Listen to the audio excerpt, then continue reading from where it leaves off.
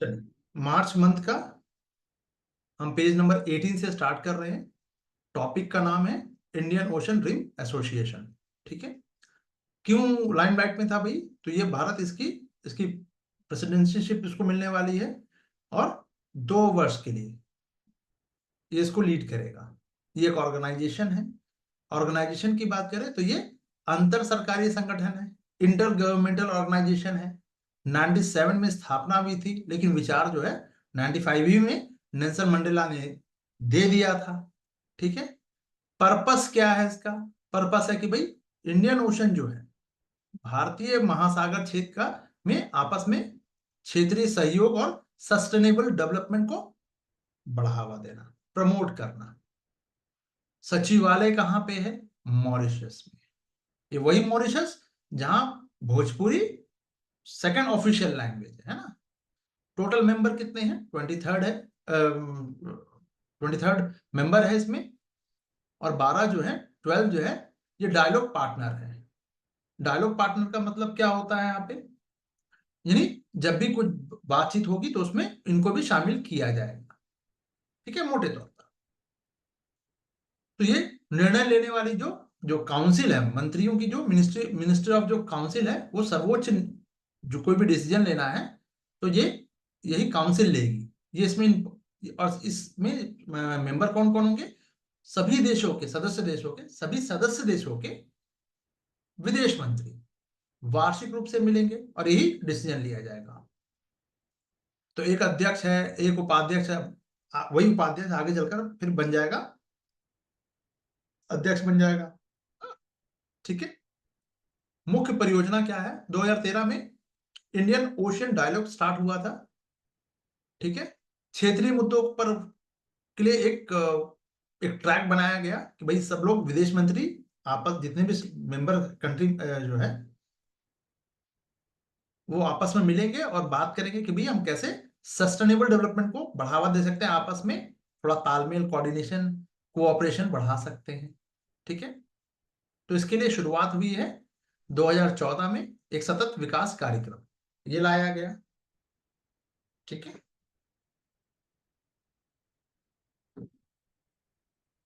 जिसमें विकासशील देशों को विभिन्न परियोजनाओं के माध्यम से सहायता देना था, यानी जो लीस्ट डेवलपमेंट कंट्रीज है उन पर फोकस कर रहा है।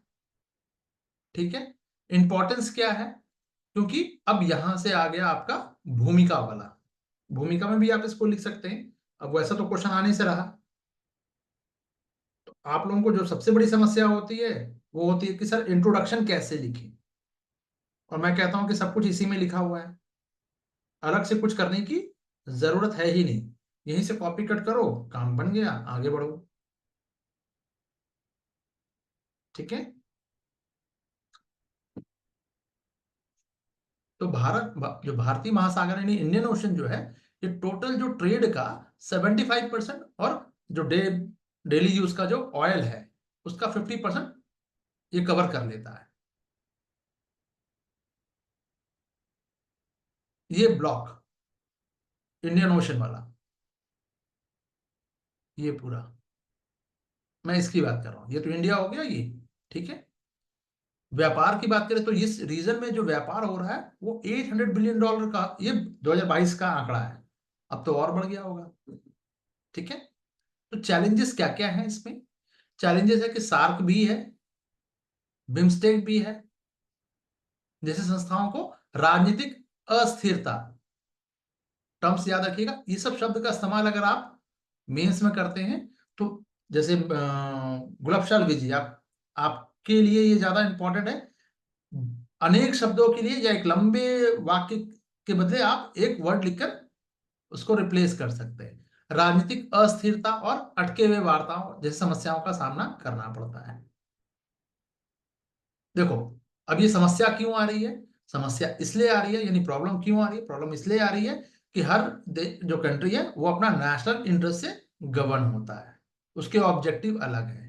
पर हमें बीच का रास्ता देखना पड़ेगा। अब जैसे कि भारत और पाकिस्तान ले लें, दोनों के ऑब्जेक्टिव अलग है।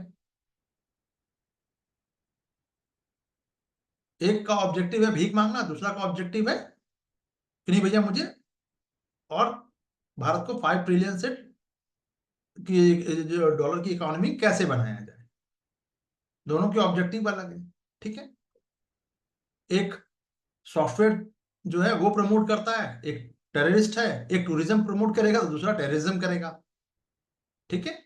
चलो, तो भारत के लिए एक सुरक्षित मंच है ये, क्योंकि राजनीतिक रूप से संवेदनशील नहीं है, यानी ठीक है, बहुत कोऑपरेशन की बात हो रही है और सस्टेनेबल डेवलपमेंट पर फोकस होता है, तो बहुत राजनीतिक रूप से पॉलिटिकली ये एक्टिव नहीं है। क्वाड के अगेंस्ट अगर हम थोड़ा सा के विपरीत जो यूएस लीड करता है, ऑस्ट्रेलिया, इसमें ऑस्ट्रेलिया और जापान भी है, ठीक है, प्रमुख प्रतिद्वंदता को से दूर रहता है ये। यानी कौन कौन से कंट्री है इसमें? क्वाड में तो ऑस्ट्रेलिया भी है, जापान भी है, लेकिन क्वाड में है, भारत भी क्वाड में है, अमेरिका भी है। क्वाड में 4 लोग हैं, लेकिन 4 देश हैं, लेकिन यहाँ पे अमेरिका नहीं है, तो डोमिनेंस नहीं होगा, है ना। एक हम मिलके बात कर सकते हैं, संयुक्त राष्ट्र का जो समुद्री कानून है ये उसका पालन करता है, IORA, क्योंकि पूरा रूट ही समुद्र वाला है, ओशन वाला रूट है, ठीक है। बहुत सारा वर्कशॉप जो है आयोजित करवाता है, ठीक है। समस्या क्या है? फंड की समस्या है, ऑब्वियस सी बात है, सीमित संसाधन है उसके पास, रिसोर्सेज बहुत ही लिमिटेड है। बिम्स्टेक और IONS जैसे अन्य जो क्षेत्रीय संस्थाएं भी के समान ध्यान और धन के लिए क्या है, कंपटीशन करना पड़ता है इसको। संस्थागत कमजोरी क्या है? क्योंकि मॉरिशस में स्थित सचिवालय के पास स्टाफ और खराब तकनीक, मतलब उनके पास रिसोर्सेज ही नहीं है, तो खराब टेक्निक तकनीक भी खराब है और स्टाफ भी लिमिटेड है। बहुत कैपेबल लोग नहीं है, उनको ट्रेनिंग की जरूरत है, अब फंड कहाँ से आएगा, ये सब चीजें हैं, ठीक है। भू राजनीतिक तनाव की बात करें, जैसे इंडिया और पाकिस्तान का जो दुश्मनी चल ही रहा है, रूस और यूक्रेन का युद्ध चल रहा है, चीन का वन बेल्ट वन रोड वाला जो इनिशिएटिव है, ये कुछ ऐसे स्टेप्स हैं जो, या फिर जो ऐसे कॉन्फ्लिक्ट हैं जो इस ऑर्गेनाइजेशन के ऑब्जेक्टिव को पूरा करने से रोकते हैं, रास्ते में ऑब्स्टिकल लगाते हैं, ठीक है, बैरियर बनाते हैं, ठीक है। कुछ अन्य समस्याएं भी हैं, निजी क्षेत्र की भागीदारी अभी बहुत नहीं के बराबर है, तो जब निजी भागीदारी नहीं तो सब लोग गवर्नमेंट के लेवल पे होगा, तो गैर पारदर्शी और जोखिम पूर्ण निवेश होगा, यानी कि पैसा कब डूब जाए। सदस्य देशों के बीच आर्थिक असमानता है, एक भारत है तो दूसरा ऑस्ट्रेलिया और जापान है। भारत से छोटे साइज में भी छोटा और अर्थव्यवस्था में भी छोटे और भी कंट्री है। अफ्रीकन जो पायलट्स हैं और हुती रेबेलियन जो है, उनसे समुद्री सुरक्षा की समस्या, ये भी एक बहुत बड़ा मुद्दा है। इंडिया तो अपने नेवी को ही कह दिया कि भैया ये पूरा ट्रेड रूट में आप ही गश्त करो, सबको बचाओ। अब आप बोलोगे सर ये करने से भारत को नुकसान हो रहा है, पैसे का, हम सबकी सिक्योरिटी कर रहे हैं, फ्री ऑफ कॉस्ट, पैसे तो ले नहीं रहे। तो इसके पीछे का मंतव्य है कि हमारा डोमिनेंस बना रहेगा, हम कैपेबल हैं, ये दिखा देंगे। बात सुनिए, आपका कद बढ़ रहा, मतलब आपका मतलब इंडिया का कद बढ़ रहा है। तो निष्कर्ष में क्या लिख सकते हैं कि भाई जो असमानता है, जो कमी है, उसी पे बात करना है। जैसे भारत को अभी अध्यक्षता मिलने वाली है, तो अपनी जो सागर वाला जो दृष्टिकोण है उसके साथ ये अलाइन कर सकता है, ये बिल्कुल। क्षेत्र की सुरक्षा और विकास जरूरी है, तो जितने भी उस रेंज में, उस पट्टी में, बेल्ट में जितने भी कंट्री आएंगे, सबके लिए क्या है, सुरक्षा और डेवलपमेंट मुद्दा कॉमन है, ठीक है।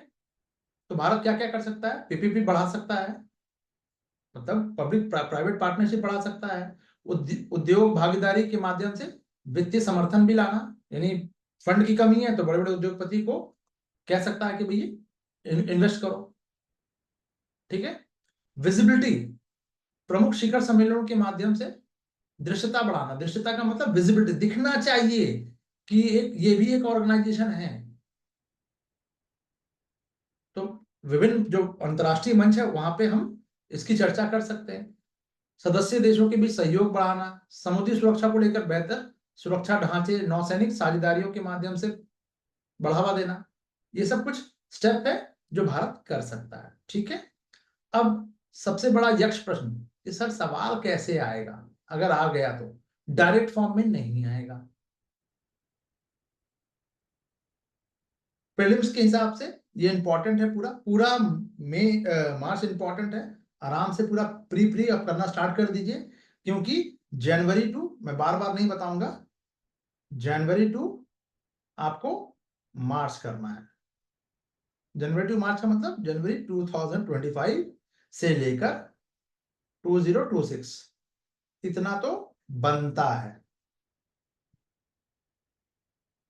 क्लियर हो गई बात, खत्म। यानी कम से कम 15 महीने का मैगजीन आपको करना ही पड़ेगा। क्लियर हो गई बात, खत्म।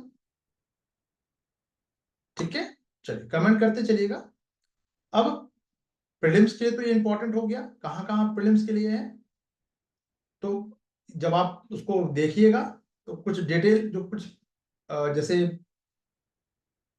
जैसे चल इसमें बताना स्टार्ट कर देता हूं, ये भी ठीक रहेगा। ये सब प्री वाला ही है, कौन कौन कंट्री है, कब स्थापना हुई, कुछ फैक्चुअल चीजें हैं। ठीक है, कर लिया बस। क्यों अभी इंपॉर्टेंट क्यों हो जा रहा है, क्योंकि 2 साल तक भारत इसके पास इसकी अध्यक्षता रहनी है, इसीलिए इंपॉर्टेंट है। नहीं तो ये इंपॉर्टेंट नहीं होता, सीधी सी बात समझो। क्लियर। अब हम भारत को अपना कद बढ़ाना, अब इसका मैं डायमेंशन बता रहा हूं, भारत को अपना कद बढ़ाना है, तो आप इसका जिक्र कर सकते हैं। अब इस मंच का उपयोग कर सकता है, यूटिलाइज कर सकता है, बिल्कुल कर सकता है। तो क्वेश्चन अगर आपने ये जाना ही नहीं तो ये वर्ड आप लिख नहीं पाओगे।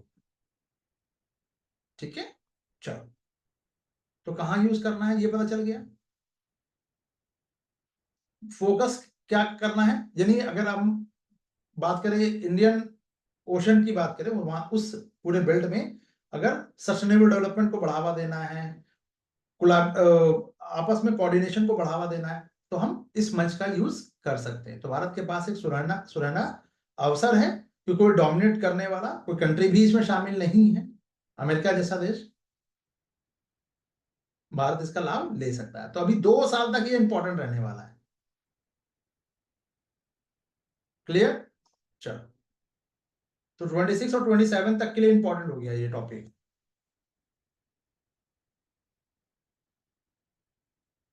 अब दो दो क्वेश्चन इसके लिए अभी इसको करने की आपको जरूरत नहीं है। अब मेंस के लिए नहीं, मेंस के लिए अब जो जो होगा बहुत लिमिटेड मैं बताऊंगा। तो डायरेक्ट क्वेश्चन आप अगर लिखना चाहते हैं तो बिल्कुल लिख सकते हैं, इस क्वेश्चन को कर लीजिए, या दोनों को मिला के एक गलती मुझसे हो गई कि मैंने दो दो क्वेश्चन दे दिया अलग से, मुझे लगा कि आप लोग मेहनती हो जाएंगे, लेकिन ऐसा हो नहीं पाया। यहाँ तो एक क्वेश्चन लिख के कोई नहीं दिखाता, तो 2 क्वेश्चन तो बहुत दूर की बात है। तो मैंने अब अगले वाले जो आने वाले मैगजीन में सब में सिंगल क्वेश्चन ही, अप्रैल का शायद में भी 2 क्वेश्चन है, मई से मैंने सिंगल क्वेश्चन कर दिया है और थोड़ा सा टफ कर दिया है, लेवल बढ़ा दिया है उसका। ठीक है, चलिए नेक्स्ट टॉपिक की तरफ चलते हैं। इंडिया मारुतिज, ठीक है, वही सचिवालय है, देख लो कहाँ पे।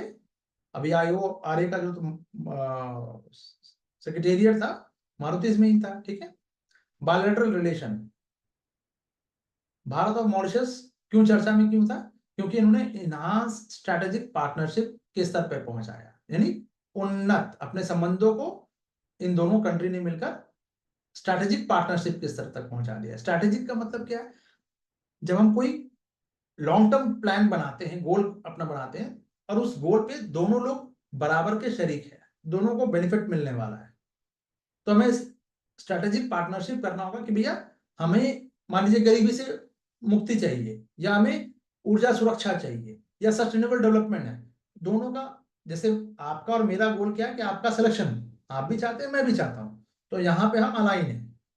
बात समझ रहे हैं। प्रधानमंत्री ने महासागर नामक एक नई दक्षिण वैश्विक दक्षिण नीति की शुरुआत की है?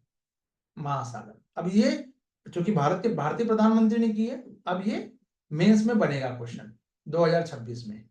इस बार तो नहीं पूछा गया है, अब 26 के लिए ये इंपॉर्टेंट हो गया। अभी लिख दे रहा हूं, यहीं पे देख लो। आप बोलोगे सर मार्च का आप पहले से कैसे घोषणा कर रहे हैं? वो इसलिए कर रहा हूं क्योंकि यूपीएससी ने ये नहीं पूछा है और अब ये पूछा जाएगा, तो 2026 के मेंस के लिए ये इंपॉर्टेंट हो गया। आप लोगों को जो मैंने आप लोगों को शेयर किया पीडीएफ, उसमें देखिएगा तो मैक्सिमम वेटेज अगर हम बात करें तो 35 to 40% वेटेज जो था वो मार्च के महीने से था, अगर आप लोगों ने गौर किया होगा तो। किसी ने गौर किया है? मार्च 2024 का मंथ में सबसे ज्यादा क्वेश्चन जो है टॉपिक वहीं से कवर किया लिया गया है। तो आप छोड़ दे रहे, कह रहे पुराना है छोड़ो, नहीं नहीं नहीं नहीं, ठीक है। चलिए, क्लियर हो गया। अब इसको क्या हो गया, चलिए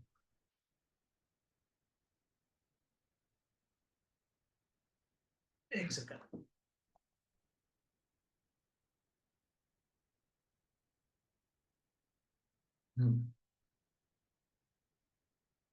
अब भारत ने सेंट ब्रैंडन द्वीप का नौवहन चार्ट जो है मॉरिशस को सौंपा। अब ये प्री के लिए इंपॉर्टेंट हो गया। अभी आपको प्री के लिए भी नीचे मिल जाएगा, इंडिया और जो वर्ल्ड वाला जो जो सेक्शन है उसमें मिल जाएगा ब्रैंडन द्वीप, सेंट ब्रैंडन द्वीप। पूछ लिया आप, घूम रहे हो सही, कहां से पूछ लिया, क्यों पूछ लिया, यूपीएससी चाहता क्या, जान दे दे, फिर रोगे। ठीक है, चलिए एकदम सीरियस लगिएगा, सिलेक्शन होगा।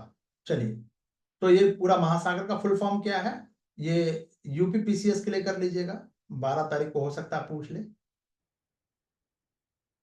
26 का, ये 25 का ही ना, ठीक है। चलिए, प्री के लिए वही सागर नीति का ही विस्तार है, ये ग्लोबल साउथ है। भारतीय प्रधानमंत्री ने क्या दिया है, एक नई वैश्विक दक्षिण नीति की शुरुआत की है, महासागर, इसीलिए इंपॉर्टेंट है, ये बहुत इंपॉर्टेंट है आईआर के लिए। ठीक है, व्यापार, आपसी सुरक्षा, तकनीक की साझेदारी, वित्तीय सहायता, ये सब इसके कुछ क्या है, इंपॉर्टेंट सेक्टर्स हैं। सहयोग होगा आईओएस सागर, यानी हिंद महासागर के देशों के बीच में सहयोग, और एक आई की मी अभ्यास भी चलाया जा रहा है जो अफ्रीकी देशों के साथ नौसैनिक अभ्यास है।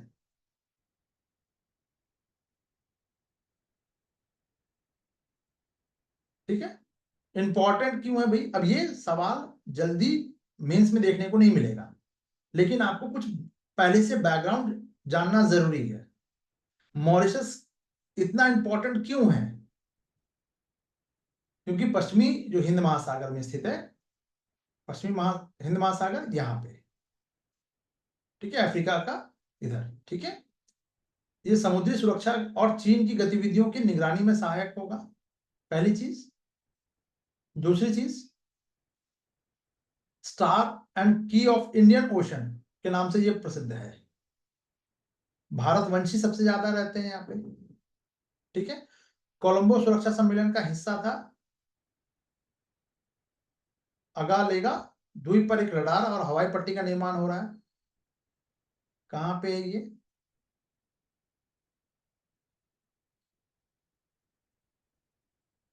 बस यहीं से सवाल बनेगा, प्री में बनेगा तो यहीं से बनेगा। अफ्रीकन अफ्रीका में अगर हम व्यापार की बात करें तो व्यापार के लिए डाट के माध्यम से निवेश में सहायता मिल जाती है कि भाई, क्योंकि दोनों के बीच में अफ्रीका से सटा हुआ है और इंडिया के बीच में एक ब्रिज का काम करता है ये। ठीक है, लगभग 70% जो जनसंख्या है वो इंडियन है। गिरमिटिया इतिहास, जो अंग्रेज गन्ना और मजदूरी करवाने के लिए लेके गए थे, इसीलिए सेकंड ऑफिशियल लैंग्वेज क्या है यहाँ की, भोजपुरी है। क्लियर, बिहार से ज्यादा गए थे इसीलिए भोजपुरी हो गया। बाय द वे वहां पे गर्व से बोली जाती है, इंग्लिश भी बोली जाती है लेकिन भोजपुरी भी बोली जाती है। चलिए, कम से कम कुछ लोगों ने तो लाज रखी। चैलेंजेस क्या क्या है एफडीआई में? अभी हमें देखने को मिल रहा है कि निवेश में अब कमी, क्योंकि पहले ऑटोमेटिक रूट से जितनी भी टैक्स की जो चोरी की जाती थी वो मॉरिशस के रूट से ही की जाती थी। तो अब कर संधि संशोधन के बाद अब निवेश में कमी आ गई है। यानी जिसको भी अपनी एक कंपनी खोलनी है, अमेरिकन बेस्ड है, एक शॉप, अपना एक दुकान खोल लिया उसने 6x10 का, और कहा कि भैया हम यहाँ रजिस्टर्ड है, वहां रजिस्टर करवा लिया उन्होंने। अब टैक्स फ्री हो गया उनका, सारा माल अमेरिका से आ रहा है। तो अब ये चीज ये बंद हो गया है। इसी वजह से जो टैक्स में जो अमेंडमेंट हुआ था,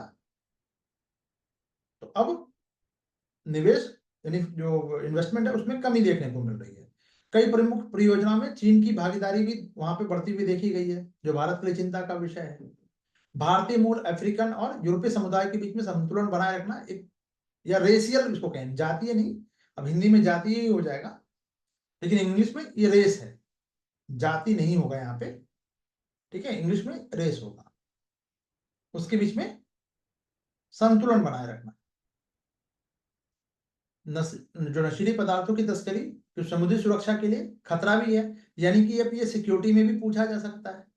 आप एक लाइन यहां भी ये वाला उठा के दिखा सकते हैं, अभी पूछा है ना, कोस्टल वाला इस बार ही तो पूछा है भाई, भूल गए क्या? समुद्री तट की सिक्योरिटी पर को सवाल लेके पूछा गया था, इंडियन कोस्टल, ठीक है ना, यहां से उठा सकते थे। चलिए, अब आप लोग मेंस दे रहे होते तो मैं ऑब्वियस सी बात है कि ये मैं आपको पहले दे देता तो जाहिर, ये तो मैंने पहले भी दिया ही हुआ था, मार्च तक तो दिया ही था बेसिकली। मैंने कहा भी था कि किसी भी हालत में मैं मार्च तक का तो आप लोगों को शेयर कर ही दूंगा, दिया नहीं था बट तैयार था ये, ठीक है। पर्यावरणीय खतरे की बात करें, तटीय क्षरण हो रहा है, समुद्र कोस्टल लाइन जो है, जो ओशन समुद्र का जो स्तर है, जल स्तर जो है उसमें वृद्धि हो रहा है, चक्रवात ज्यादा देखे जा रहे हैं, ये सब पर्यावरणीय खतरे भी हैं। तो क्या किया जा सकता कि हाँ, प्रथमतः उदारता के रूप में देखा जाता, बहुआयामी साझेदारी। अब यात्रा हुई है तो ठीक है, सुदृढ़ किया गया है, अभी और काम करना बाकी है, यानी हमें जो समस्या है उस पर भी काम करना है, जो चैलेंजेस है इस पे भी काम करना होगा। अब दोनों टॉपिक को मिला के, यानी ऊपर वाला टॉपिक जो था ये, इन दोनों को मिला के हो सकता है यूपीएससी एक क्वेश्चन पूछ ले। तो मैंने आप लोगों को टोटल 4 क्वेश्चन दे दिया है। अब 4 क्वेश्चन अगर आपने लिख लिया और यूपीएससी ने दोनों को क्लब करके एक ही क्वेश्चन पूछा, तब भी आप करने में सक्षम रहोगे। तो इतना आराम से करना होता है, ना कि वो 10 मिनट में मैं बता दूं और अब चीजें खत्म हो जाए, आप लिख लोगे, खुद पढ़ लोगे, ऐसा नहीं होता। खुद पढ़ना होता तो यार अब तक तो पढ़ लिए होते। क्लियर है? चलिए, प्रीलिम्स का जो भी क्वेश्चन है ये आप लोग खुद कीजिएगा। Next topic, New Zealand. न्यूजीलैंड अब ठीक है, इंडो पैसिफिक, देखिए इसमें शामिल हो गया है न्यूजीलैंड। चर्चा में क्यों था? क्योंकि 5 दिवसीय यात्रा पे थे, ये यूपीपीसीएस के लिए इंपॉर्टेंट रहेगा। इस बार जो होना है 2025 का, उसके लिए इंपॉर्टेंट है। किस देश की यात्रा की थी प्रधानमंत्री ने, ठीक है, और आपदा प्रतिरोधी अवसंरचना सीडीआरआई का सदस्य भी बन गया न्यूजीलैंड, इसलिए चर्चा में था, ठीक है। दोनों देशों के बीच में क्या है, अभी एफटीए मुक्त व्यापार समझौते के लिए और कुशल जो H1 वीजा जो है ना, और श्रमिकों की आवाजाही को सुविधाजनक बनाने के लिए एक व्यवस्था पे अभी बातचीत स्टार्ट हुआ है, इनिशियल लेवल पे है, व्यापार बहुत ना के बराबर है, ठीक है। इसको तो आप ऐसे ही आप देख सकते हैं, लेकिन इससे सवाल पूछा नहीं जाएगा। काम की चीज क्या है, कुछ कंबाइंड टास्क फोर्स नामक एक सहयोग भी करती है समुद्री सुरक्षा के लिए, दोनों देश की जो सेनाएं हैं। तो ये वाला ये लाइन भी आप हटो करके लिख सकते थे। इस बार का जो कोस्टल वाला जो आपका जो थ्रेट है, उसकी उसकी सिक्योरिटी के लिए ये उठाया जा सकता था, ये पॉइंट यहां से बहुपक्षीय मंचों से समर्थन, ठीक है, सुधार, दोनों देश संयुक्त राष्ट्र में भारत को स्थायी सदस्यता मिल जाए। न्यूजीलैंड भारत का सदस्यता, स्थायी सदस्यता का समर्थन करता है। एक लाइन जान लिया। अभी हाल ही में करने लगा है, ये भी अच्छी बात है। न्यूजीलैंड है कहाँ पे? ऑस्ट्रेलिया से ठीक ऊपर। अब ये मत पूछिएगा ऑस्ट्रेलिया कहाँ है, ठीक है। राजनीतिक समन्वय की बात करें तो परमाणु निशस्त्रीकरण यानी न्यूक्लियर डिसआर्मामेंट, आतंकवाद विरोध और खुले और नियम आधारित इंडो पैसिफिक क्षेत्र पर साझा कॉमन अप्रोच, दोनों के लिए ठीक है। 11 से चला रहा की प्राथमिकता, भारत को प्राथमिकता देने वाला देश भी घोषित किया था। Opening doors doors to India, यानी न्यूजीलैंड अपने दरवाजे इंडिया के लिए, भारत के लिए खोलता है। ये 2011 से ही स्टार्ट हो चुका है, ठीक है। प्रवासी भारतीय की बात करें तो ये कुशल प्रवासी का ध्यान दीजिएगा, कुशल प्रवासियों का सबसे बड़ा सोर्स है। अंतर्राष्ट्रीय छात्रों का दूसरा सबसे बड़ा स्रोत है ये, मतलब न्यूजीलैंड है, ठीक है। और क्या क्या है? सौर गठबंधन में भी शामिल हो चुका है भारत के नेतृत्व, भारत और फ्रांस के नेतृत्व में, ठीक है। खेल वेल तो है ही, चलता रहेगा। चलिए, इसके अलावा द्विपक्षीय संबंधों में चुनौतियां वगैरह ये सब अभी छोड़ दीजिए। हाँ, जो सुरक्षा कंसर्न है, सिख फॉर जस्टिस, वही खालिस्तान वाला, जनमत संग्रह जैसे भारत विरोधी गतिविधियों वहां पे हुई थी, वो तो ब्रिटेन में भी हो रही है, अमेरिका में भी हुई है। कल की ही घटना है, वो तलवार, जो गणासा तलवार लेके हवा में लहरा रहे थे, बार बार लोगों को डरा रहे थे, पुलिस ने कहा बंद कीजिए, नहीं किया, गोली मार दी गई, सारा भूत उतर गया, ठीक है। चलिए, तो जो कंसर्न है वो क्या कि अभी व्यापार कम है और चीन के साथ ज्यादा व्यापारिक संबंध इसके मजबूत है, तो हमें तो अपनी जगह बनानी पड़ेगी ना, हम ऐसे तो नहीं छोड़ नहीं सकते इसको, ठीक है। चलिए, तो निष्कर्ष वगैरह आप जैसे अब एक चीज और ध्यान रखिएगा, जब भी कोई भी देश के साथ अगर द्विपक्षीय संबंधों पे चर्चा हो रही है, एज फॉर एग्जाम्पल आप समझिए शिवांगी जी, आरती जी, कि भारत और जापान कर लिया हमने, भारत और अमेरिका कर लिया, भारत और रशिया कर लिया, ठीक है, कोई भी ऐसे, तो आप न्यूजीलैंड को हटा दीजिए। एक ऐसा संतुलित अगर फ्री ट्रेड पर बात हो रही है तो फ्री ट्रेड बनाना चाहिए जो संवेदनशील क्षेत्रों की रक्षा करते हुए पारस्परिक लाभ दे। इस वर्ड को खाली आप न्यूजीलैंड, मतलब मैं आपको बता रहा हूं कि एक ही लाइन से आप मल्टीपल क्वेश्चन के आंसर्स को तैयार कर सकते हैं, यानी कि आपने एक ही तैयार किया, अब इसी जैसे आटा गूंद लिया, इससे लच्छा पराठा बनाइए, रोटी बनाइए, तंदूरी बनाइए, उस टाइप से, ठीक है। अलगाववाद जैसे मुद्दों में को लोकतांत्रिक स्वतंत्रता का सम्मान करते हुए संभालने के लिए द्विपक्षीय टास्क फोर्स की स्थापना आवश्यक है। क्षेत्रीय सुरक्षा और चीन के प्रभाव पर दृष्टिकोण समन्वय के लिए नियमित रूप से उच्च स्तरीय वार्ताएं भी आवश्यक है कि भैया हमें ये हमारा कंसर्न है, देख लीजिए चाइना ज्यादा घुस रहा है, या फिर खालिस्तान की आप मांग को इतना हवा क्यों दे रहे हैं। आप कहोगे सर फ्रीडम ऑफ एक्सप्रेशन है, तो भैया देखिए कल को हम भी फिर न्यूजीलैंड का कुछ जो अगेंस्ट कोई खड़ा अगर है या नहीं है तो हम खड़ा कर देते हैं, हम भी इसको सपोर्ट कर देंगे, फिर आपको कैसा लगेगा देख लो। तो ये सब बातें, अगर जब व्यापार तो तब ज्यादा होगा ना जब एक दूसरे पर ट्रस्ट होगा, तो अभी ट्रस्ट बिल्डिंग पे काम चल रहा है, तो इसलिए न्यूजीलैंड अभी बहुत फोकस में नहीं बनने वाला। क्लियर है? तो कुछ चीजें इंपॉर्टेंट थी इसलिए मैंने आपको बता दी यहाँ पे, इसका आंसर को आपको लिखने की फिलहाल कोई जरूरत नहीं है मेंस के लिए, ठीक है। न्यूजीलैंड नहीं पूछा जाएगा, लेकिन कुछ कुछ चीजें हैं जो अन्य जगह पे आप इसको यूज कर सकते हैं, ठीक है। चलिए नेक्स्ट टॉपिक पे चलते हैं। अब ये देखिए संक्षिप्त समाचार, ये सिर्फ प्री के लिए ही इंपॉर्टेंट है, कुछ कुछ चीजें लाइनें मेंस के लिए भी इंपॉर्टेंट रहेंगी, तो प्री कम मेंस है, बट मैक्सिमम ये प्री के लिए इंपॉर्टेंट है। कुछ कुछ टॉपिक जो है वो मेंस के लिए भी रहेगा। भारत के साथ आर्थिक साझेदारी हेतु ऑस्ट्रेलिया का एक नई रूपरेखा, ठीक है। विकास सुपर हाईवे निर्धारित किया गया, ठीक है। स्वच्छ ऊर्जा, शिक्षा, कौशल, कृषि व्यवसाय, पर्यटन, ये सब कुछ ऐसे सुपर हाईवे विकास के ये 4 सुपर हाईवे हैं। ऑस्ट्रेलिया के साथ किया गया है, पहले समझिएगा आराम से। मेंस में ये लाइन उठा के लिख सकते हैं, किसी भी दूसरे देश के साथ आप इसको कंपेयर करके लिख सकते हैं। भाई क्लीन एनर्जी तो हमेशा चाहिए ना, एजुकेशन पे तो बात होनी ही चाहिए, स्किल पे बात होनी चाहिए, ठीक है। मुख्य विशेषता क्या है, वो सब ठीक है, अभी इंपॉर्टेंट क्या है वो देख लेते हैं।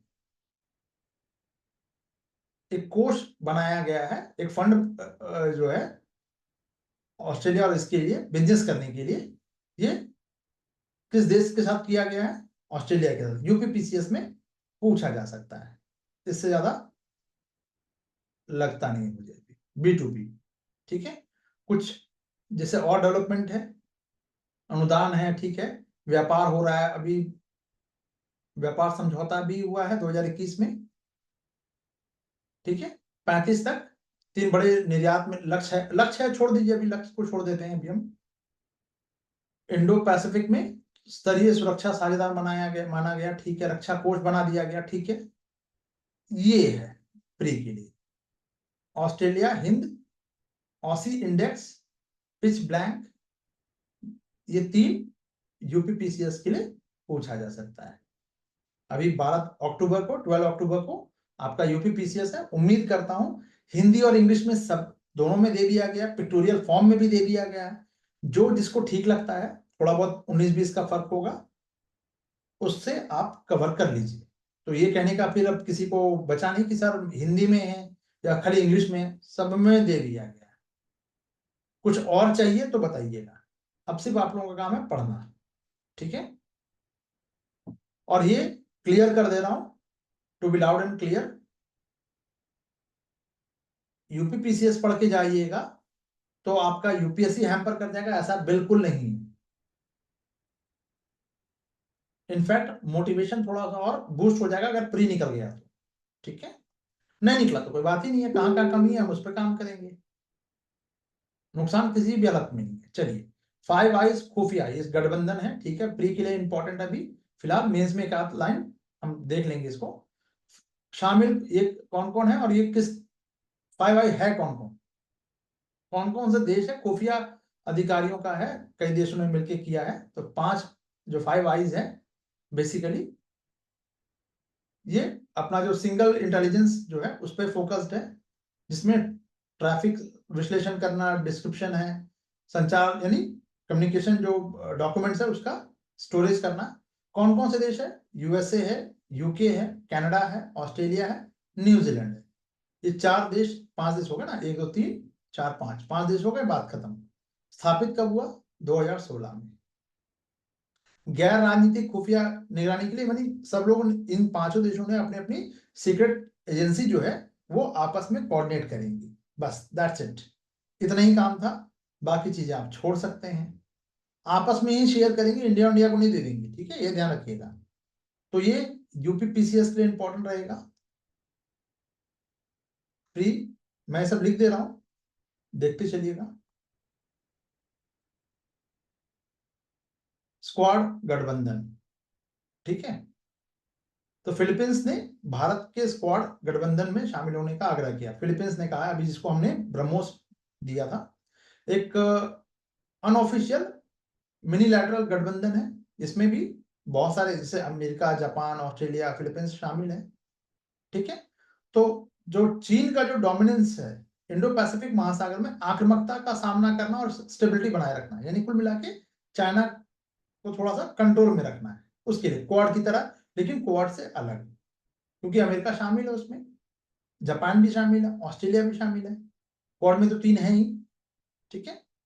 बट ये क्वाड से थोड़ा सा अलग है क्योंकि इंडिया नहीं है उसमें। स्क्वाड में कौन है, फिलीपींस है।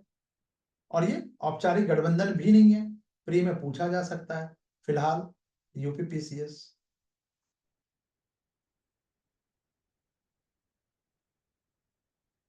दो स्टेटमेंट दे दिया, स्क्वाड को क्वाड कर दिया, क्वाड को स्क्वाड कर दिया, काम खत्म। Ottawa convention. ये किसके लिए है? ये व्यक्ति विहीन खदानों का कुल मिला के यूज करना है, उत्पादन और ट्रांसफर स्टोरेज करना हो, प्रोडक्शन करना हो। जी शिवांगी जी। नहीं, सभी देश के लिए खतरा बन गया है, बट मैं तो कह रहा हूं खतरा है, लेकिन अगर आप खतरा उसे मानते ही नहीं है तब प्रॉब्लम है ना।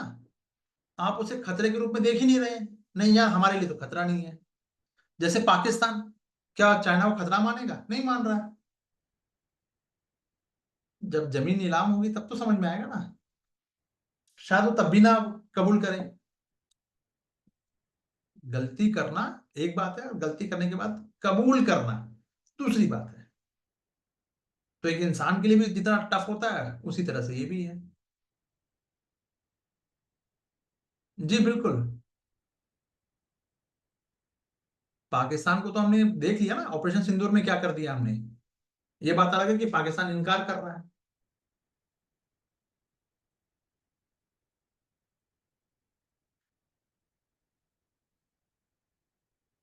गुलाब अलवी जी, मैंने बताया था ना, राफेल पाकिस्तान गिरा ही नहीं सकता। कुछ याद है? कमरे में बैठ के बात हुई थी, हाँ। अब इंडियन वर्जन भी आ गया है। राफेल कुछ हमारी टेक्निकल मिस्टेक की वजह से गिरा है, उनके मिसाइल से नहीं गिरा है। क्लियर हो गई बात? ठीक है, चलिए।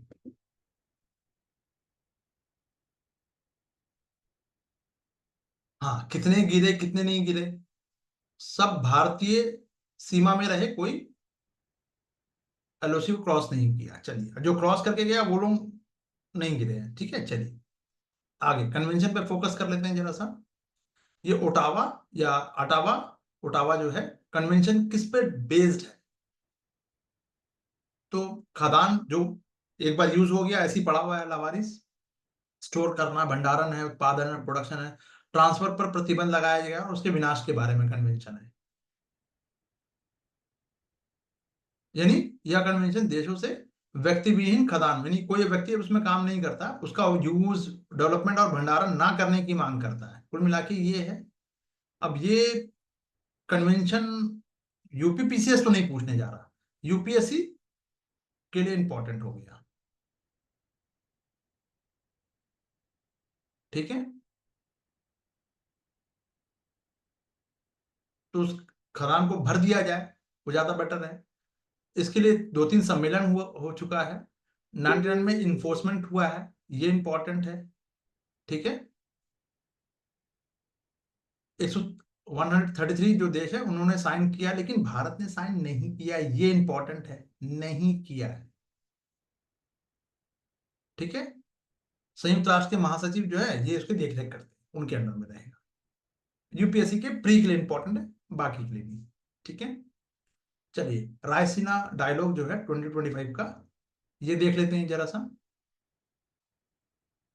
भारत में का जो विदेश मंत्रालय जो है ये आयोजित करता है, के सहयोग से हुआ है, ऑब्जर्वर रिसर्च फाउंडेशन। ठीक है, तो जो भी रणनीतिक भू आर्थिकी पर ये फोकस रहेगा। टर्म्स देख लीजिए, और वैश्विक चुनौतियों से निपटने पर चर्चा करेगा, यानी ग्लोबल जो चैलेंजेस उस पर फेस किया जाए। 125 कंट्रीज जो हैं उसमें बहुत सारे थिंक टैंक, एकेडमिशियन, सब लोग युवा शामिल होते हैं। विषय इस बार का क्या था? कालचक्र, यूपीपीसीएस आ गया, प्रबल संभावना, सॉरी 25। ठीक है, क्लियर है? तो छह प्रमुख विषयों पर चर्चा था, जिसमें कि ग्रीन ट्राइलेमा और डिजिटल प्लैनेट जैसे विषय भी शामिल थे। ठीक है, ये विषय कल ही पूछा जाएगा, हो गया काम खत्म। यूपीपीसीएस के लिए, यूपीएससी के लिए नहीं है ये। आइए अब अर्थव्यवस्था पे बात कर लेते हैं। लिक्विडिटी डेफिसिट, ठीक है, तरलता। लिक्विडिटी मतलब बहुत ज्यादा मनी का फ्लो होना, लिक्विडिटी है। कम हो जाना, और यूपीएससी घुमा फिरा के कम से कम 20 बार क्वेश्चन पूछा होगा, 20 टाइम्स पूछ चुका है इस पे। ठीक है, बार बार मैं आप लोगों को बताता हूं और बार बार आप लोग इस पर ध्यान नहीं देते हैं, है ना। इकोनॉमी को बहुत डिटेल में बताता हूं मैं, इकोनॉमी एंड साइंस टेक को, पता नहीं आप लोग ध्यान क्यों नहीं देते। आरबीआई ने क्या किया है, बैंकिंग प्रणाली से लिक्विडिटी बढ़ाने के लिए कदम उठाया, बढ़ाने के लिए। किसने? एक मौद्रिक नीति कौन बढ़ाता है, कौन कंट्रोल करता है? आरबीआई। राजकोषीय नीति मोदी जी करेंगे, मतलब सरकार करेगी, ठीक है। क्यों ऐसा बढ़ाने के लिए कदम, क्यों? क्योंकि मार्केट में पैसा का की कमी आ रही है, इसके लिए ये कदम उठाया गया है। नहीं, क्योंकि जो लिक्विडिटी घाटा जो है लगभग 15 वर्षों के न्यूनतम स्तर पर पहुंच गया है। तो आरबीआई ने दो तरीकों से तरलता को तोड़ा है। प्री के लिए फिर से इंपॉर्टेंट, यूपीएससी, यूपीएससी के लिए इंपॉर्टेंट है, प्री के लिए ओएमओ पूछ चुका है। 50,000 करोड़ की राशि जो है, क्या की सर आरबीआई ने क्या किया, दो स्टेप में 50 करोड़, 50 करोड़ भूल जाओ, की राशि जो है सरकारी प्रतिभूति यानी जो गवर्नमेंट जो बॉन्ड है कि कुल 1 लाख करोड़ की खरीद की, ओएमओ ओपन मार्केट ऑपरेशन से खरीद लिया। तो खरीदा तो किसी को तो बेचा, मतलब खरीदने का मतलब क्या, पैसा किसी को दिया गया, आरबीआई ने वो पैसा किसको दिया, फिर गवर्नमेंट को मिला, मार्केट में आया, ठीक है। स्वैप नीलामी, बाय बैक, आईएनआर बाय यानी खरीदना, यूएस यूएसडी आईएनआर बाय और सेल, स्वैप नीलामी। आरबीआई ने 36 महीने की अवधि के लिए 10 बिलियन अमेरिकी डॉलर की विदेशी मुद्रा स्वैप नीलामी आयोजित की थी। कहने का मतलब क्या है कि आरबीआई, इसमें बैंक क्या है, कोई भी एसबीआई है या कोई और है, आरबीआई को डॉलर बेचेगा और 36 महीने के बाद वापस खरीदने का समझौता करते हैं। तो ये तो हो गया बिल्कुल बेसिक सा ओएमओ के बारे में, प्रीमी भी पूछा गया था, फिर पूछा जाएगा, ये भी सुन लीजिए। तो तरलता घाटे का कारण क्या था, यहां से यूपीएससी पूछेगा, इन्हें डेप्थ में जाके पूछेगा। टैक्स आउटफ्लो क्यों हुआ, कर भुगतान करने से। दिसंबर में कंपनियों ने क्या किया, 3 ट्रिलियन से अधिक अग्रिम जो टैक्स है के रूप में क्या किया था, जमा किया, जिससे कि तरलता कम हो गई। इन कंपनी, बड़ी बड़ी कंपनियों ने क्या किया, टैक्स के रूप में पैसा उठा के जमा कर दिया बैंक में, मार्केट से पैसा कम हो गया। तो ये राशि आरबीआई के पास सरकार के खाते में जाती है, जिससे बैंकिंग प्रणाली से अस्थायी रूप से धन बाहर हो जाता है। यानी जो मार्केट में पैसा था उसको उठा के हमने बैंक में जमा कर दिया, तो मार्केट में तो पैसे ही नहीं है भाई, लिक्विडिटी का जो फ्लो है वो कम हो गया। अब उस फ्लो को बढ़ाना है, नहीं तो फिर अगर नहीं बढ़ाएंगे तो क्या होगा, इन्फ्लेशन आएगा। तो आरबीआई का ये दायित्व है कि इन्फ्लेशन को कंट्रोल में रखे, और सरकार का भी दायित्व है, रिस्पॉन्सिबिलिटी है। क्लियर? चलिए, तो just in time, JIT, just in time स्पर्श एक ट्रांजिशन है। इस व्यवस्था के तहत सरकारी नगद शेष तेजी से ट्रांसफर होता है, जिसमें बैंकिंग प्रणाली से धन की स्थायित्व अवधि घटती है और तरलता में कमी आती है। ये जो ट्रांजिशन हुआ कि सीधा हमने मार्केट से पैसा, कंपनियों ने क्या किया, बड़ी बड़ी कंपनियों ने उठाया पैसा और टैक्स के रूप में जमा कर दिया, मार्केट में पैसा कम हो गया। ये कंपनी है, कंपनी ने मार्केट से मनी कहां कर दिया, बैंक में जमा कर दिया, फ्लो खत्म मार्केट से। अब फ्लो लाने के लिए आरबीआई को क्या करना होगा, मार्केट में पैसा डालना होगा। तो गवर्नमेंट, आरबीआई ने क्या किया, गवर्नमेंट बॉन्ड को ही खरीद लिया, तो पैसा कहां, वापस मार्केट में आएगा, क्योंकि 36 महीने के बाद तो फिर आप उसको वापस लेना है, ठीक है। विदेशी मुद्रा बाजार के कारण भी होता है ये, यानी रीजन क्या क्या हो सकता है, लिक्विडिटी घाटे का रीजन क्या था, तो एक तो कर भुगतान कंपनियों का हो गया, दूसरा क्या हो गया, विदेशी मुद्रा बाजार का कारण, के कारण, यानी फॉरेक्स मार्केट फैक्टर्स। फॉरेक्स क्या है, जो FIIs है, विदेशी संस्थागत निवेश ने बहुत सारा क्या किया, पैसा शेयर मार्केट में लगाया तो बेच का और निकल लिए, धन बाहर ले गए, पूंजी बड़ा बहिर्गमन हो गया, बाहर लेके चले गए पैसा, यानी मुनाफा कमाया और निकल लिए। तो आरबीआई रुपए के अवमूल्यन को कंट्रोल करने के लिए डॉलर को क्या करता है, बेचता है। अब एक सिंपल सा लाइन है, इसको रट लो। आरबीआई क्या करता है, जब भी अगर रुपए को की वैल्यू को गिरने से बचाने के, अवमूल्यन को मतलब उसका वैल्यू, जैसे कि पहले 10 रुपए में 1 दर्जन केला आता था, अब 15 रुपए, अब 15 रुपए में आ रहा है, महंगाई बढ़ गई, रुपए की वैल्यू कम हो गई, 10 रुपया। अब जैसे आप 50 पैसे का सिक्का आप किसी भिखारी को दे के देखो, क्या वो लेगा? कहेगा भैया आओ हमारे पास है, हम देते हैं। 1 रुपए तो कोई लेने को तैयार नहीं है। तो रुपए के अवमूल्यन को नियंत्रित करने के लिए डॉलर बेचता है। तो यह प्रणाली से क्या होगा, रुपया, तो वह प्रणाली से रुपया निकाल लेता है, जिससे कि तरलता कम होती है, लिक्विडिटी कम होती है। त्योहार और मौसम में भी लोग कैश, पैसा जो है वो कैश में खर्च करना पसंद करते हैं, है ना। तो नकदी की निकासी भी, जिससे कि तरलता में और दबाव पड़ गया। कोई भी पर्व त्योहार हो लीजिए, महाकुंभ से लेकर क्रिसमस, दीपावली, जो भी है ना। तो इसका अब इफेक्ट क्या होने वाला, देखो ये भी प्री के लिए है, मैं सब बता रहा हूँ, ये इकोनॉमी का पूरा टॉपिक ही प्री के लिए है।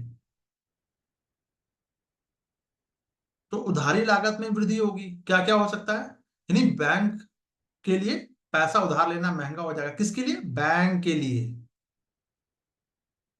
जो ग्राहकों तक पहुंचेगा। तो आवास और एमएसएमई क्षेत्र भी प्रभावित होगा, यानी बैंक को अगर, बैंकों के लिए अगर आरबीआई से महंगा, बैंक के पास पैसा, एसबीआई के पास पैसा कहां से आएगा, आरबीआई देगी। तो भाई अगर उसे ही पैसा महंगा मिल रहा है तो आगे भी वो महंगा देगा अपने ग्राहकों को, अपने कस्टमर को, कंज्यूमर को। ठीक है।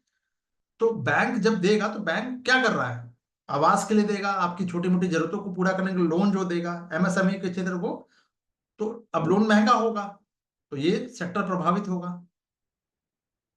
ठीक है। मौद्रिक नीति संचरण में देरी, ये क्या है भाई, भले ही आरबीआई रेपो दर में कटौती करे, लेकिन जब भी तरलता नहीं सुधरती है तो लैंडिंग दरों में गिरावट नहीं आती। जैसे कि एक एग्जाम्पल दिया है कि 25 बेस जो अंक है उसमें कटौती का असर सीमित रहा, क्यों, क्योंकि तरलता जो थी वो कड़ी थी, कड़ी थी का मतलब बड़ी थी, टफ था। ठीक है। तो 25 फिर और गिराना पड़ेगा अंक, हमें बढ़ाना पड़ेगा, सॉरी, है ना।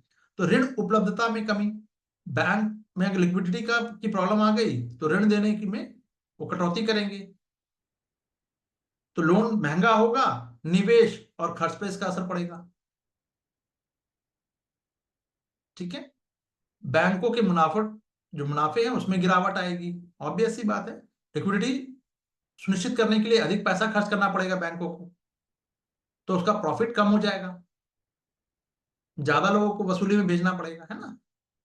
तो तरलता यानी लिक्विडिटी संकट से वित्तीय बाजारों में अनिश्चितता उत्पन्न होती है, और जब अनसर्टेनिटी उत्पन्न होगी तो शेयर की कीमतें और अन्य संपत्तियों पर भी इसका असर पड़ेगा, पड़ना ही है।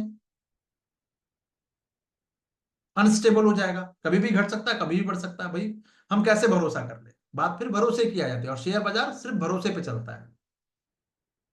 एक गलत अफवाह, वो देखा ना अभी, अडानी अंबानी खूब पिछले 6 महीना पहले खूब अडानी अंबानी सुन रहे थे, अब नहीं सुन रहे होंगे। तो 5 लाख करोड़ का नुकसान तो ठोक दिया उन पर, मतलब ऐसे पोर्ट्रेट किया गया कि हमारे देश के उद्योगपति जो है वो गरीबों का खून चूस रहे हैं, ऐसा लगने लगा, है ना। सोचिए जरा सा, 1 सेकंड के लिए सोचिए कि अगर सारा ये अपना यहां से बिजनेस ही बंद कर दे तो क्या होगा, फिलहाल सलाम होगा, है ना। चलिए, तो आरबीआई तरलता घाटा प्रबंधन के उपाय क्या क्या हो सकते हैं, इसको सिंपल सा ये समझने के लिए, बट इसको रख लीजिएगा, LAFOMOMSSCRR, रट लीजिए। 4 पॉइंट तो यही रट लिया आपने।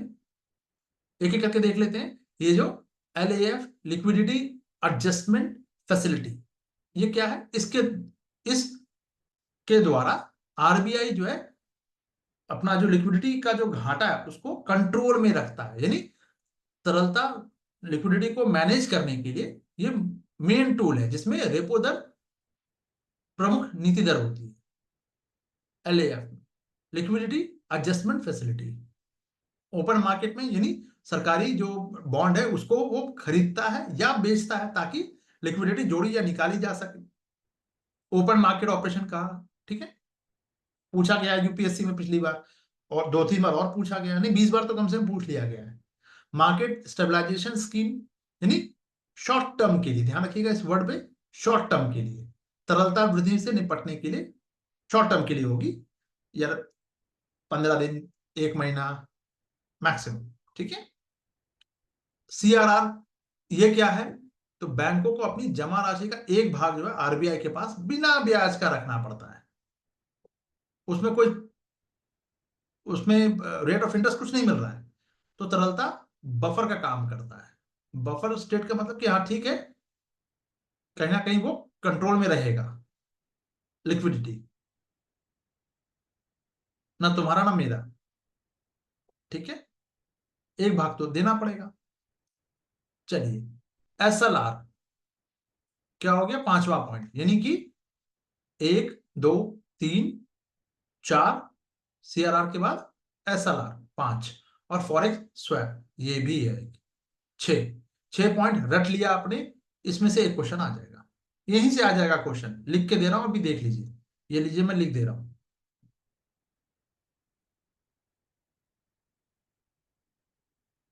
अब यही चीज मैं इसको आ जाने के बाद मैं आप लोगों को शेयर कर रहा हूं कि देखो आ गया, तो आप कहोगे कैसे मान ले, फिर मैंने आपको बता रहा हूं कि भैया देखो यहाँ पे ये मंथ है, ये सारी चीजें लिखी हुई थी, वीडियो का लिंक तो दे नहीं सकता, हर चीज यूट्यूब पे लगा नहीं सकता है ना। चलिए, तो और क्या उपाय हो सकते हैं, बैंकों को अपनी राशि का एक भाग, निश्चित भाग जो है सोना में, नगद में, या सरकार की जो सिक्योरिटी गवर्नमेंट बॉन्ड है उसमें रखना होता है, जरूरी है, ये है, उसी को कहा जाता है SLR, ठीक है। यानी हर बैंक को, मान लीजिए SBI है या कैनरा बैंक है या सेंट्रल बैंक है, वटेवर, ठीक है, तो पैसे का एक भाग जो है, जो भी आया 1 रुपया, उसमें से 20 पैसा उसे सोना यानी SLR के रूप में रखना पड़ेगा।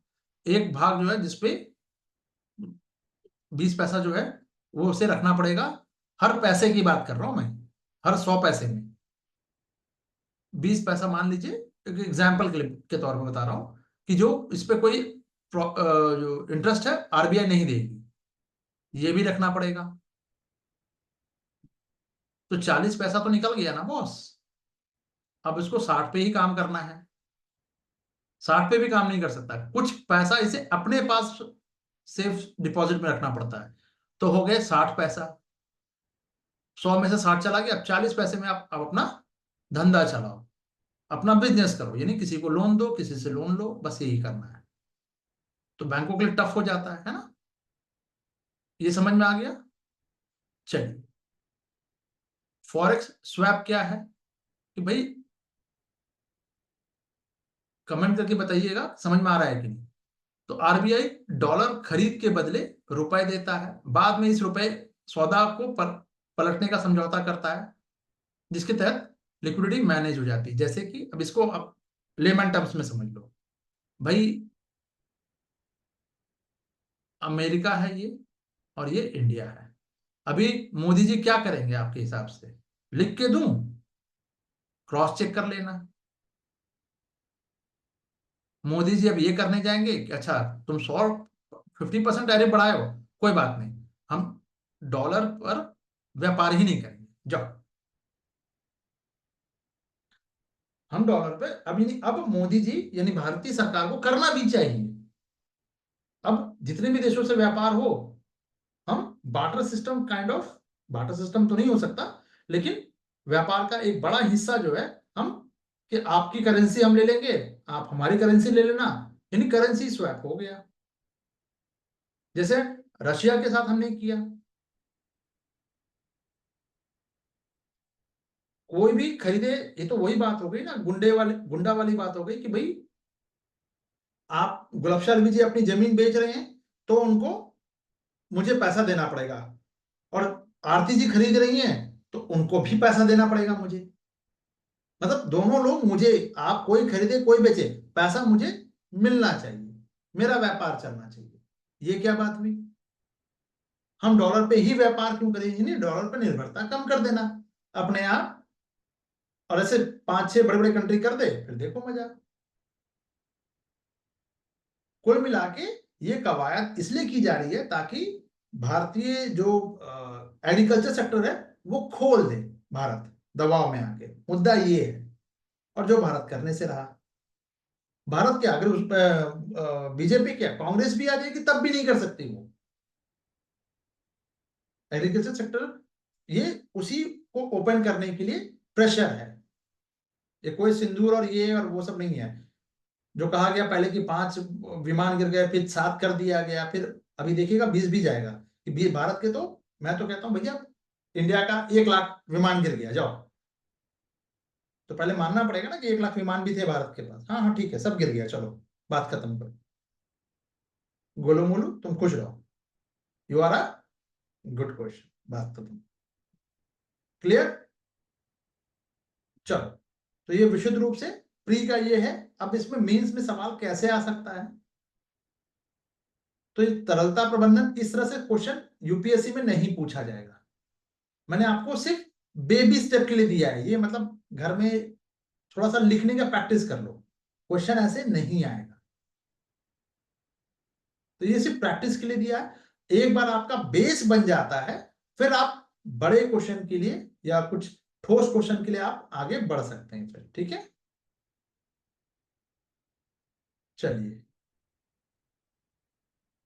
यूपीआई की बात कर लेते हैं। चलो चलिए, एक और लो वैल्यू, वही भीम यूपीआई के लेन देन को बढ़ावा देने के लिए, प्रोत्साहन के लिए एक योजना बनाई, भारत सरकार लेके आई है, P2M। ठीक है, लेके आई है लो वैल्यू के लिए। ठीक है, तो ये पहले भी पूछा गया था, बता दिया गया। दायरा है कि UPI person to merchant, full form क्या है? Person to merchant. यूपीपीसीएस 2025 के लिए, प्री के लिए इंपॉर्टेंट रहेगा। क्यों? क्योंकि ये 2024-25 के लिए योजना थी। टोटल इसका जो ऑपरेशनल जो था वो 1500 करोड़ रुपए का था। ठीक है, प्रोत्साहन दिया गया था। ठीक है, वो सब इतना डिटेल में मत जाइएगा, क्योंकि यूपीपीसीएस के लिए पूछा जा रहा है। मैं मेंस के लिए बताऊंगा भी कि कैसे हम इसका यूज कर सकते हैं, कहां पे यूज कर सकते हैं, वो भी बताऊंगा भी। उसको अलग से कॉपी में नोट कीजिएगा। ठीक है, तो प्रोत्साहन राशि दिया जा रहा कि बैंक जो व्यापारी है या व्यापारी का जो बैंक है उसको दे दिया गया, कुछ जो इशू कर रहा है उसको दे दिया गया। यानी कुल मिला के यूपीआई का आप लेन देन ज्यादा बेहतर तरीके से कर सके। जागो ग्राहक, जागो ग्राहक, सीधा कैश का यूज कम करें, है ना। पेमेंट बैंक ज्यादा ऐप वैप से हो जाएगा, तो उनको कुछ प्रॉफिट दिया जाएगा। कुल मिला के डिजिटल फुटप्रिंट के माध्यम से ऋण की पहुंच बढ़ाना, छोटे व्यापारियों को बिना किसी अतिरिक्त लागत के यूपीआई सेवाएं प्रदान करना, कम नकदी अर्थव्यवस्था को बढ़ावा देना। कुल मिला के बात तो यही है कि मेन बात यही है कि हम जितना कैश में बात करेंगे उतना काला धन जनरेट होगा। ठीक है, चलिए, तो लक्ष्य 2024-25 में था 20,000 करोड़ का लेन देन का लक्ष्य प्राप्त करना था। टीयर 3 से लेकर टीयर 6 शहरों तक इसके जो सर्विसेज है उसको एक्सपेंशन करना था। तो उसके लिए फीचर फोन में 123 पे, UPI light, UPI light x, ये सब उसको लाया गया। ठीक है, फुल फॉर्म क्या है? वही भारत, एक मोबाइल एप्लीकेशन है यूपीआई भीम वाला। यूनिफाइड यूपीआई का फुल फॉर्म क्या है? Unified payment interface. ये national payment cooperation of India ने इसको डेवलप किया है। फ्री के लिए कर लीजिएगा, हो सकता है कभी पूछ ले, पहले पूछा गया है। 16 में लॉन्च हुआ है, कैशलेस है। ठीक है, बात खत्म। बिना आईएफएससी कोड के, जैसे आप अगर आप मेरे अकाउंट में पैसा डालना चाहते हैं तो ऑनलाइन ट्रांजेक्शन में आपको आईएफएससी कोड डालना पड़ेगा। मैं किस अकाउंट में, मतलब मेरा जो अकाउंट है वो किस बैंक में है, उसका एरिया कोड क्या है, आईएफएससी कोड क्या है, ये सब तमाम तरह की चीजें होती हैं। तो उन सबको ये बाईपास कर रहा है और सीधा यूपीआई पिन डिवाइस, यानी मोबाइल वेरिफिकेशन है, पेमेंट करना है, यानी आपको अपना पासवर्ड डालना होगा तभी पेमेंट होगा। ये तो सबको पता है। ठीक है, अब बात कर लेते हैं national payment corporation of India, जिसको हमने ऊपर अभी देख लिया था। यहाँ पे ये देखिए, जिसने डेवलप किया है भीम को, है ना, इसी इसी ने इसको डेवलप किया है। एक अम्ब्रेला है वाला, एक सबको एनपीसीआई क्या है, खुदरा भुगतान और निपटान प्रणालियों को, यानी कि पेमेंट करने वाले को एक ही छतरी के अंदर लेके आता है। आरबीआई, बीए, आईबीए और पेमेंट सेटलमेंट एक्ट 2007 के तहत इसको स्थापित किया गया। ये थोड़ा काम की चीज है, देख लीजिएगा बार बार, कभी हो सकता है फिर से पूछ ले यूपीएससी। ठीक है, धारावाड़ा कुल मिलाकर नॉट फॉर प्रॉफिट, ये कंपनी एक्ट है, उसके तहत ही है ये। धारा 8 वाट छोड़ दीजिएगा। ठीक है, तो भारत के बैंकिंग क्षेत्र के लिए भौतिक और इलेक्ट्रॉनिक भुगतान प्रणालियों की बुनियादी ढांचा प्रदान करता है। आईएमपीएस है। आईएमपीएस का फुल फॉर्म क्या है? Immediate payment service. एक आईएफएससी कोड वाला है, एक दिन के बाद जाएगा। आईएमपीएस से तुरंत चला जाएगा, ऑनलाइन पेमेंट, है ना। और रुपए, ये सब भी कुछ प्रोडक्ट इसने लॉन्च किया था, अब तो भीम से ही हो जाता। अब तो ऑनलाइन पेमेंट कौन करता है भाई? अब तो सब क्यूआर कोड स्कैन करो फिर। ठीक है, क्लियर है सभी को? अब वापस चलते हैं कि इसमें सवाल कैसे बन सकता है। तो अब आपसे यह सवाल पूछा जा सकता है कि भारत को कैशलेस इकोनॉमी की तरफ जो बढ़ रहा है, हम एक लार्जेस्ट इकोनॉमी, भारत दुनिया का पहला देश है जिसने कैशलेस लेन देन जो किया है वो सबसे बड़ा अमाउंट हो गया हमारा। ठीक है, ये सबको पता है। कैशलेस होने से क्या क्या फायदे हो सकते हैं, जैसे कि मैंने आप लोगों को शायद याद हो कि 2000 का नोट वापस हो जाएगा। वापस हो जाएगा जब मैं कह रहा था तो शायद आप में से कुछ लोगों ने नहीं माना था उसको। ये भी क्लियर हो गया, वापस हो गया। अब बारी 500 की है, बट अभी इलेक्शन का टाइम है तो अभी नहीं होगा। अब ये भी अगर होना तो यही चाहिए कि 100 रुपीज से ज्यादा का बड़ा नोट होना नहीं चाहिए, 200 भी वापस होना चाहिए। ठीक है, तो जो भी किसी कोई अगर आपसे घूस मांग रहा है तो बोलिए सर ये लीजिए, हम आपका ऑनलाइन पेमेंट करते हैं। ठीक है, चलिए, तो भुगतान प्रणालियों को ये सवाल इसमें ऐसे, अब आप देखिए कि किस तरह से सवाल पूछा जा सकता है। तो लोग जैसे भीम है, इसका नाम आप दे सकते हैं कि यूपीआई 123 पे, UPI light, UPI light x. अब भारत और जगह पे जो मुख्तलिफ जो कंट्रीज हैं उसमें क्या कर रहा है, यूपीआई को स्टैब्लिश कर दिया, यूपीआई से लेन देन हो रहा है, कैश में हो रहा है, इंडियन करेंसी में हो रहा है, डॉलर पे निर्भरता कम हो रही है। ये एंगल से आप देख सकते हैं, डी डॉलराइजेशन की तरफ हम भारत बढ़ रहा है, आगे एक कदम और है। इस एंगल से इसको एक नटशेल में लिखा जा सकता है। बात समझ में आई?